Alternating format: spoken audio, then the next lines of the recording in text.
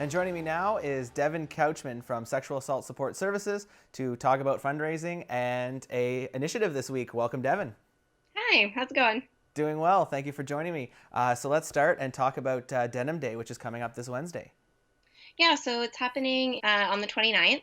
It's a campaign that's been going on for 21 years and was started by an organization called Peace Over Violence in the United States.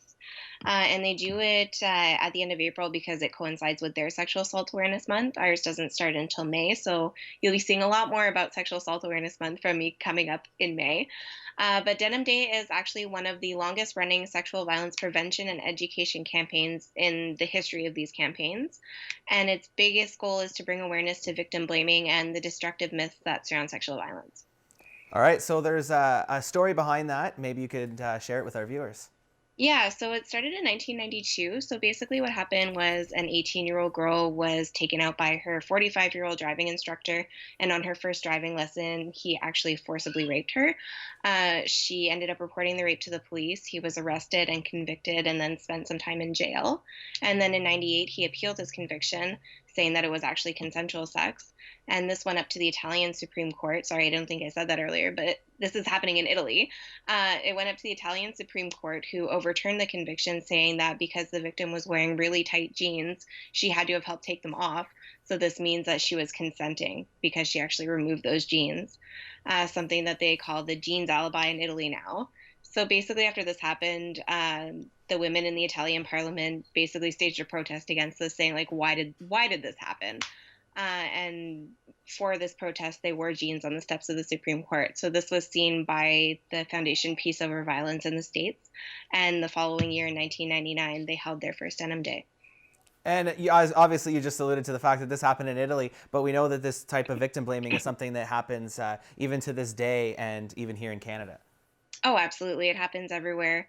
And until we do a lot more public education, until we do a lot more of teaching people that yes means yes, no means no, nobody's ever asking for it, nobody ever deserves for anything like this to happen to them, we're going to continue to see stuff like this happen. So we really just have to work on pumping up the education and doing what we can, talking with our kids, talking with our families. Anytime we hear anything that people shouldn't be saying, like, you hear rape jokes or you hear people make comments, like, just saying, like, hey, that's not cool. Like, that's the kind of thing we really need to be doing to help stop stuff like this from happening in the future. And how can people participate in Denim Day on Wednesday? Yeah, so what we're doing is we're doing like a little virtual campaign. So basically, we're asking people to either on Instagram or on Facebook take a picture of themselves wearing denim. It doesn't have to be jeans. If you have like a jean jacket or something, whatever you want. If you got a full Canadian tuxedo, go all out for us.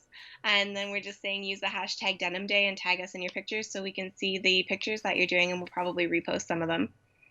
Excellent. And of course, we know Sexual Assault Support Services is still ongoing. You're still providing services to your clients. We know that for all agencies right now, there's a lack of fundraisers, but there are ways to give back to SAS right now and donate online. And I'll let you talk a little bit about how people can do that.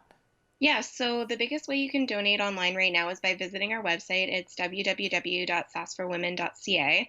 And there's like a banner right at the top of the page, and right in the middle, there's a little big yellow donate button. So you would just click that button. And I believe it works through PayPal. But if you're looking for other ways to donate, you can absolutely contact our executive director. Her name is Angela Vanette. Her number is 613-932-1755, extension 24, or director@sasforwomen.ca. And there was a neat little graphic on Facebook that kind of showed some donation numbers as well as what it would help. Maybe you could go through a little bit of that with before we end. Yeah, for sure. So some of the things that we use the fundraising money for are things like our girls' camps. So we do March break camps for girls when we have the funds to do so, because it does cost a lot of money to put this on.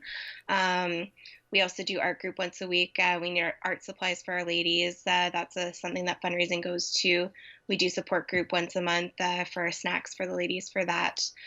Basically anything that has to do that we put on for our clients that are outside of the regular one-on-one counseling that there's a cost to, we need to fundraise money to put those events on.